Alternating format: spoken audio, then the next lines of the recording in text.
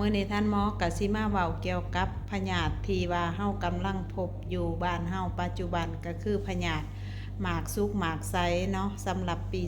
2026นี่ก็เจอไปแล้ว2กรณีสำหรับหมอเองเนาะ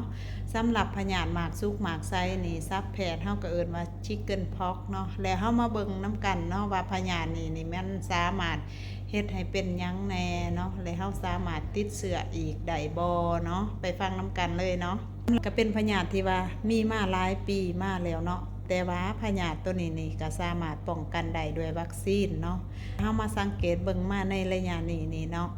สังเกตว่าเริ่มปรากฏเห็นอยู่ในเด็กน้อยนี่เริ่มพบและสำหรับปี2026ที่ว่าหมอเองนี่ก็พบแล้วไป2กรณีพยาธิหมากสุกหมากไซที่เฮาเอิ้นชิคเก้นพ็อกนี่แหละเนาะลักษณะพื้นมันจะเป็นแบบนี้เนาะลักษณะพื้นมันจะเป็นลักษณะแบบนี้เนาะเสือที่เป็นสาเหตุก็แม่นวาริซาลาโซสเตเป็นเสือไวรัสเนาะตัวนี้การทรงเสือแม่นทางระบบหายใจไอจามต่างๆเฮ็ดให้ละอองฝอยมันไปอยู่น้ำอากาศแล้วก็คนอื่นหายใจเอาแล้วก็สามารถติดเสือตัวนี้ได้อันที่ต่อมาก็คือการสัมผัสกับน้ำขับลังต่างๆก็เฮ็ดให้ติดเสือไว้เนาะก็สำหรับอาการมีอาการคั้นแล้วก็มีพื้นต่างๆอยู่ในห่างกายเฮาประมาณ15-21วันเนาะก็ค่อนข้างด้นเนาะแต่ว่าสามารถแพร่เชื้อในนับตั้งแต่บ่ทันมีอาการนี่ประมาณ48ชั่วโมงก็คือ2วันเนาะสามารถแพร่เชื้อให้คนอื่นบางเทื่อนี่เราสิแสดงอาการอีก2มื้อนี่เผอิญว่าเราไปแพร่เชื้ออีกแล้วมื้อนี้เนาะก็เฮ็ดให้มันมีการระบาดของพยาธินี้ได้เนาะสำหรับพื้นนี่จะมีลักษณะ3ระยะเนาะพื้นนี่จะมีลักษณะ3ระยะก็คือระยะทำอิฐนี่จะมีอาการคั้นและก็ไม่พื้นลักษณะแดงเนาะตัวนี้จะปรากฏเห็นอยู่หลายวันเนาะหลังจากผ่านระยะนี้แล้วก็จะเริ่มมีตุ่มน้องตุ่มใสๆเป็นน้ำใสๆบางครั้งก็เป็นน้องเนาะมันมีการติดเชื้อเนาะหลังจากนั้นระยะที่3ก็เริ่มตุ่มก็เริ่มแห้งเริ่มตกเกล็ดแล้วเนาะมีอาการไข้มีปวดหากมีเจ็บหัวแล้วก็ปวดเมื่อยตามต้นโตเด็กน้อยนี่ก็จะกินดื่มได้น้อยนี่แหละเนาะแต่ว่าอาการซนก็คือถ้าว่าติดเชื้อหุ่นแห้งก็สามารถเฮ็ดให้เป็นท้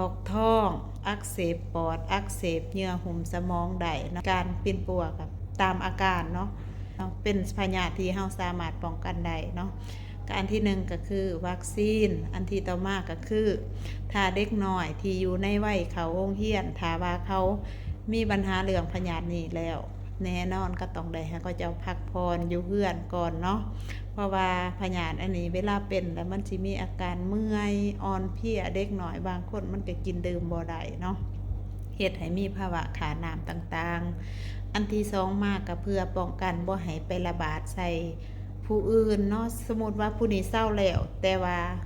แพร่เชื้อไปให้ผู้อื่นเพราะว่าคือเฮาหูนํกันเลยเนาะเสื้อนี่เวลาเฮาไอเฮาจามนี่เสื้อมันจะปลิวไปนำอากาศและผู้อื่นไปหายใจเอา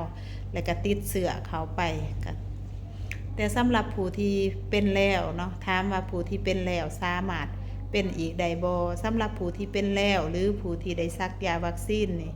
เป็นแล้วมันก็จะสร้างภูมิคุ้มกันไปเนาะและก็โอกาสเป็นอีกก็มีเนาะแต่ว่าน้อยแต่อาการก็บ่รุนแรงเท่าผู้ที่บ่เคยเป็นและผู้ที่บ่เคยรับวัคซีนเนาะ